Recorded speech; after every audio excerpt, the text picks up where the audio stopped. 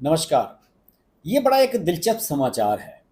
आप सोच रहे होंगे कि रमेश बिधूड़ी का मामला सुप्रीम कोर्ट में कब पहुंच गया कि उस पर सुप्रीम कोर्ट कोई डिसीजन दे। जी नहीं, रमेश बिधूड़ी वाला मामला सुप्रीम कोर्ट में बिल्कुल नहीं पहुंचा है, बल्कि एक पुराना मामला है जो फिर से सुप्रीम कोर्ट जिस पर विचार कर रही है। जो पुराने लोग हैं, जो राजनीति में दिलचस्पी रखते हैं, उन सबको ये मामला पता ही होगा। लेकिन जिन्हें नहीं पता, जो युवा दर्शक हैं हमारे, उन्हें मैं बता दूं कि 1993 में जब पीवी नरसिम्हा राव की सरकार थी, उस सरकार के खिलाफ अविश्वास प्रस्ताव विपक्ष लेकर आया था। और उस सरकार बड़ी कम मार्जिन के साथ वो सरकार चल रही थी। उस सरकार को बचाने के लिए जो झारखंड मुक्ति मोर्चा है, उस समय बिहार का ही हिस्सा हुआ करता था झारखंड, ये एक बड़ी पार्टी थी। इसके 5 सांसदों को रिश्वत दी गई थी और सरकार बचाने के लिए पीवी नरसिम्हा राव के समर्थन में इन लोगों ने अविश्वास प्रस्ताव पर वोट दिया था और सरकार बच गई थी पीवी नरसिम्हा राव की। बाद में ये मामला सीबीआई जांच हुई, हंगामा हुआ, इस पर लंबे समय तक चलता रहा।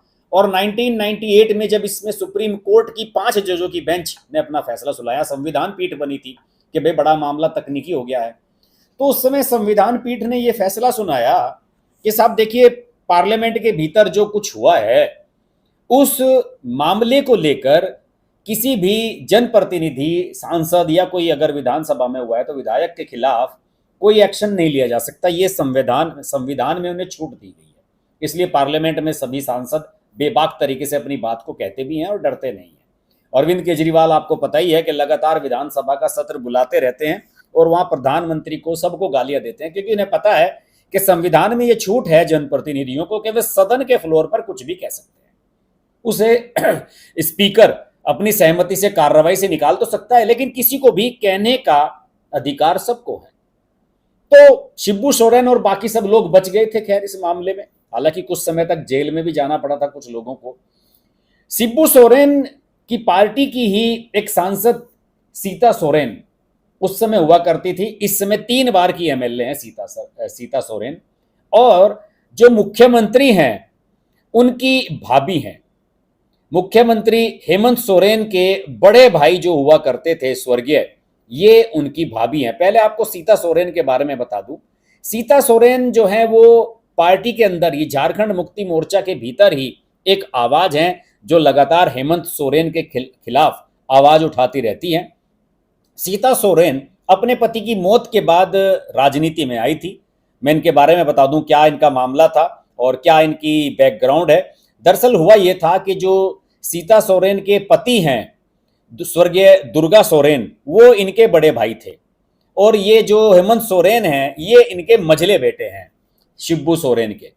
और दुर्गा सोरेन झारखंड मुक्ति मोर्चा के कद्दावर नेता माने जाते थे और यह भी माना जा रहा था कि शिबू सोरेन अपनी राजनीति, अपनी उत्तराधिकारी वो दुर्गा सोरेन को बनाएंगे। लेकिन 39 साल की उम्र में, 39 ईयर की उम्र में 21 मई 2009 को दुर्गा सोरेन का निधन हो गया। बीमार थे, अस्पताल में, बोकारो के अस्पताल में उनका निधन हुआ। और इसके बाद हेमंत सोरेन के हाथ में कमान आई और सीता सोरेन भी राजनीति में आ गई। सांसद नहीं थी उस समय, वो मैं गलती से कह गया। बाद में ये राजनीति में आई और हेमंत सोरेन ने 2019 के विधानसभा चुनाव में खुद को शिबू सोरेन के वारिस के तौर पर साबित भी किया। लेकिन सीता सोरेन तीसरी बार विधायक बनी और दुर्गा सोरेन की जो विरासत उन्हें मिली उसे आगे बढ़ाने लगी, लेकिन उन्हें मंत्री नहीं बनाया हेमंत सोरेन ने। ये एक पार्टी के भीतर जो उनकी अंदरूनी उठापटक है, ये उससे जुड़ी हुई कहानी मैंने आपको बताई। सीता सोरेन पर 2012 में झारखंड में राज्यसभा का चुनाव होना था, मतदान हो रहा था। उसमें उन पर आरोप लगा कि इन्होंने रिश्वत लेकर दूसरे प्रत्याशी को समर्थन किया है और इनके खिलाफ मुकदमा दर्ज कराया गया और ये सारा मामला चल भी रहा है इसमें। अब ये जब मुकदमा लगातार चल रहा है तो इसमें जो सीता सोरेन है, उन्होंने सुप्रीम कोर्ट तक ये मामला पहुंच गया है।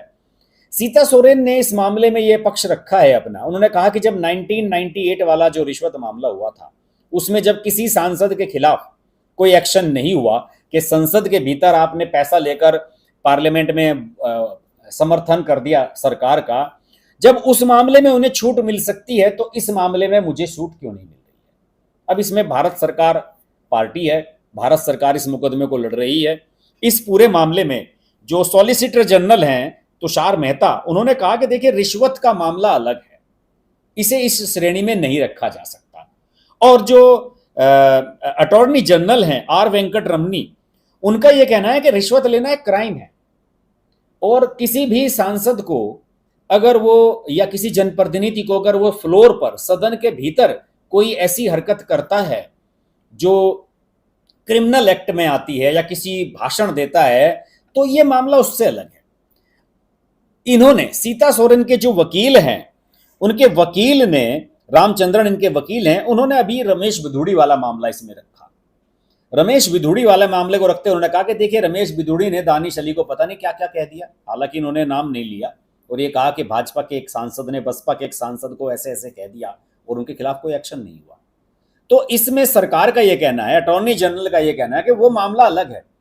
आपने जब रिश्वत ली राज्यसभा में वोटिंग करने के लिए, तो वो सदन के बाहर की प्रक्रिया है, और सदन के बाहर की, राज्यसभा के लिए मतदान कहां होता है? आपके राज्य की विधानसभा में होता है, विधानसभा भवन में होता है, सचिवालय में होता है। तो ये कोई सदन की प्रोसीडिंग का हिस्सा नहीं है कि आपको उससे छूट दे दी जाए। अब सीता सोरेन का तर्क ये था कि जब 1998 में रिश्वत वाला मामला हुआ था, उसमें जब सांसदों को छूट दे दी गई और ये मान लिया सरकार ने कि कोई भी वैधानिक कार्रवाई नहीं की जा सकती ब्राइब फॉर वोट मामले में, तो फिर हमारे खिलाफ ऐसा क्यों किया जा रहा है? अब 5 जजों की संविधान पीठ थी, उन्होंने फैसला दे दिया। अब सुप्रीम कोर्ट के सामने जब ये मामला आया तो 4 अक्टूबर, 5 अक्टूबर और आज 6 अक्टूबर हो गई। 2 दिन से जस्टिस DY चंद्रचूड़ के अध्यक्षता वाली इस पर फिर से संविधान पीठ बनाई गई, और DY चंद्रचूड़ ने कहा कि ठीक है, हम इस पर पुनर्विचार करते हैं। 98 वाला जो मामला हुआ था उस पर भी हम विचार करते हैं, और जो 7 जजेस की बेंच बनाई गई है वो खुद CJI चंद्रचूड़ उसमें है, जस्टिस AS बोपन्ना है, MM सुंदरेश हैं, PS नरसिम्हा है, JB पारदीवाला है, संजय कुमार है, मनोज मिश्रा है। इन्होंने ये कहा कि देखिए वो मामला बिल्कुल अलग है। वो जो प्रक्रिया, वो जो शिबू सोरेन वाला मामला था, वो सदन की प्रक्रिया के दौरान हो रहा था, सदन की प्रोसीडिंग चल रही थी उस समय। वोट डालना आपने बाहर किया, सदन के बाहर, दोनों को एक साथ नहीं रखा जा सकता। लेकिन जब रमेश बिधूड़ी वाला मामला उठाया गया, तब इन्होंने ये कहा जरूर, सुप्रीम कोर्ट की इन जजों ने, 7 संविधान पीठ है जो 7 जजों की, इन्होंने कहा कि पार्लियामेंट के भीतर अगर कोई सांसद किसी दूसरे सांसद के बारे में कुछ कह रहा है, तो उसे संविधान के मुताबिक, संविधान के अनुच्छेदों में उसे विशेष प्रकार की छूट दी गई है। उसके खिलाफ कोई आपराधिक मामला नहीं बनाया जा सकता। उसकी स्पीच भले ही वो हेट स्पीच है, कुछ भी शब्द कहे हैं, लेकिन संविधान में इसका प्रावधान है ही नहीं। तो अप्रत्यक्ष रूप से इस मामले में रमेश बिधूड़ी को मुझे लगता है कि एक तरह से क्लीन चिट मिल गई है। बहुत से लोग इसमें मुकदमा करने की सोच रहे थे, दानिश अली तो शायद खुद एडवोकेट भी हैं, वो भी तैयारी कर रहे थे कि इस मामले में मैं कुछ करूंगा। लेकिन इस पूरे प्रकरण को लेकर अब मुझे लगता है कि रमेश बिधूड़ी के बारे में जो एक तकनीकी दिक्कत थी या फिर एक कानूनी पहलू को लेकर लोग आशंकित थे, उस मामले में रमेश बिधूड़ी को मुझे लगता है कि क्लीन चिट मिलती हुई नजर आ रही है। हालांकि सीता सोरेन का कहना है कि 2012 में झारखंड राज्यसभा के चुनाव में उनके ऊपर रिश्वत का आरोप लगा और उनके खिलाफ आपराधिक मामला दर्ज किया गया, और अनुच्छेद 194(2) के तहत उन्होंने इस मुकदमे को रद्द करने की बात की थी। लेकिन शिबू सोरेन वाला जो मामला था वो सदन के भीतर का मामला था, सदन की प्रोसीडिंग का मामला था, और ये मामला एक क्रिमिनल एक्ट है, मुकदमा आपके खिलाफ बाहर दर्ज किया गया है। दूसरे अदालत ने यह भी कहा, सर्वोच्च अदालत ने यह भी कहा है कि देखिए, अगर हेट स्पीच वाला मामला है, अगर आप रमेश बिधूड़ी वाला जो मामले के उदाहरण के बारे में उन्होंने कहा कि अगर इस तरह की कोई बात सामने आती है तो उसके लिए पार्लियामेंट के भीतर समिति है, विशेषाधिकार समिति है, और कॉन्स्टिट्यूशन के तहत संसद की समितियों को, स्पीकर को, इन सब लोगों को ये अधिकार दिए गए हैं कि वो अपने आप फैसला लेने में सक्षम है। उसमें सुप्रीम कोर्ट या कोई भी अदालत दखल नहीं कर सकती।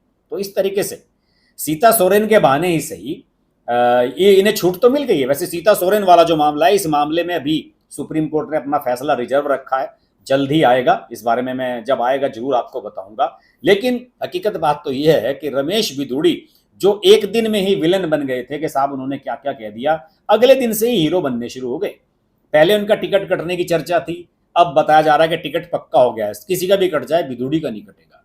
उन्हें टोंक का प्रभारी बना दिया गया, जो सचिन पायलट की सीट है। यहाँ पर गुज्जर और मुस्लिम बहुल इलाका है, और लोग अब भाजपा को लग रहा है कि उनकी जो कट्टर हिंदूवादी छवि है उसको इससे बल मिला है इस घटनाक्रम से, और वो खुद बिरादरी से गुज्जर हैं, तो वो वहां पर लाभ पहुंचा सकते हैं सचिन पायलट की कॉन्स्टिट्यूंसी का। उन्हें प्रभारी बना दिया गया है, एक तरह से उन्हें प्रमोट किया है। और साथ ही साथ सोशल मीडिया पर या आप दूसरी जगह भी जाएंगे, पार्लियामेंटेरियंस में कई पार्लियामेंटेरियंस ने, सांसदों ने ये कहा है कि रमेश बिधूड़ी ने दानिश अली के साथ जो किया था सही किया था, क्योंकि दानिश अली का जो व्यवहार है वो बहुत ज्यादा खराब है। वो हमेशा टोका टाकी करते हैं, जब भी वो प्रधानमंत्री के बारे में भी सदन में कुछ भी कह देते हैं, स्मृति ईरानी बोलने के लिए खड़ी होती हैं, उनको टोक देते हैं। तो ऐसे व्यक्ति के खिलाफ रमेश बिधूड़ी ने जो किया ठीक ही किया। देखते हैं सीता सोरेन का क्या होता है। लेकिन बहरहाल इस मामले के बाद अब मुझे लगता है कि रमेश बिधूड़ी के खिलाफ वो विशेषाधिकार समिति जांच करेगी पार्लियामेंट की, वो अलग मामला है।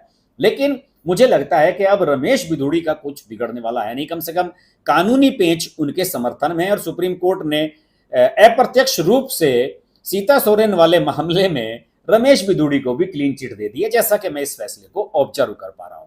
हालांकि इस मामले में अभी ऑफिशियल फैसला आना बाकी है, सीता सोरेन को इसमें वो बरी होंगी या उन पर केस चलता रहेगा, ये बाद का मामला है। लेकिन देखते हैं क्या होता है। इस पूरे मामले पर हम नज़र आगे भी बनाए रखेंगे। अगर आपको ये वीडियो अच्छा लगे लाइक कीजिए, शेयर कीजिए। चैनल सब्सक्राइब नहीं किया तो सब्सक्राइब जरूर कीजिएगा, क्योंकि इस तरह के एक्सक्लूसिव वीडियो मैं ही आपको दे सकता हूँ, किसी और यूट्यूब चैनल पर आपको मिलेगी नहीं इस तरह की जानकारी। आपसे फिर मुलाकात होगी, तब तक के लिए नमस्कार, धन्यवाद।